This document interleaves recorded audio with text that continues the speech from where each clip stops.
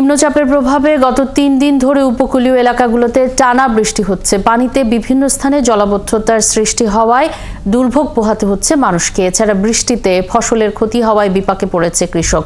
কোনো কোনো স্থানে ভেসে গেছে পুকুর ও ঘেরের মাছ। এদিকে সাগর উত্তাল থাকায় এখনও সমুদ্র বন্দরে ৩ নম্বর স্থানীয় সতর্ক সংকেত বহাল রেখেছে আবহাওয়া অফিস।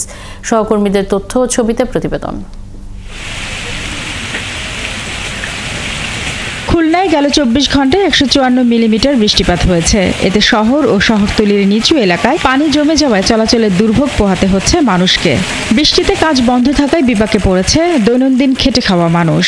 গরু বাছুরের সমস্যা হচ্ছে, পানিতে ডুববে, ঘর বাড়ি ডুবে গেছে, তারপরে কাজ কাম নাই, বর্ষায় যাত্রী হচ্ছে না, মনে করেন যে গাড়ি ভাড়া দিয়ে খুব একটা বেতন করতে পারতেছি না। আমাদের গরু বাছুরের ইনকাম, তারপরে ঘর বাড়ি পানি উঠে যাচ্ছে।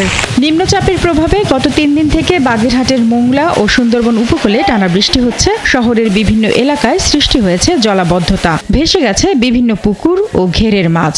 খুব কষ্টের দিনকাল যাচ্ছে আর কি, এই অবস্থায় আছি আমরা আর কি। এত বৃষ্টি হলে বাঁচবো কি বলি আমরা। ২-৩ দিন বৃষ্টি হচ্ছে, বেকার অবস্থায় বসবাস করতেছি, আয় ইনকাম টোটালি নাই। পটুয়াখালীর রাঙ্গাবালিতে সকাল থেকে বৃষ্টি না হলেও সাগর উত্তাল রয়েছে, ফলে পায়রা সমুদ্র বন্দরে বহাল রয়েছে ৩ নম্বর স্থানীয় সতর্ক সংকেত।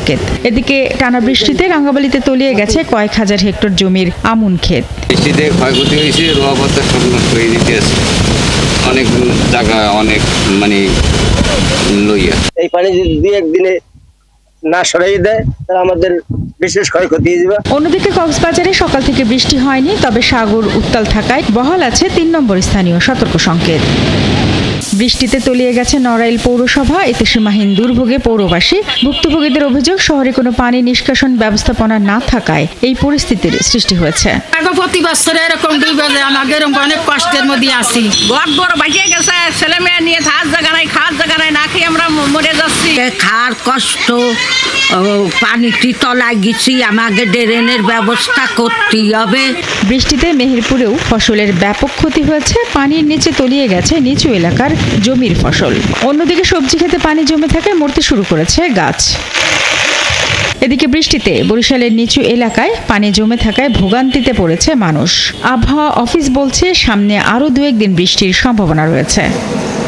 শারমিন স্বপ্না, একাত্তর।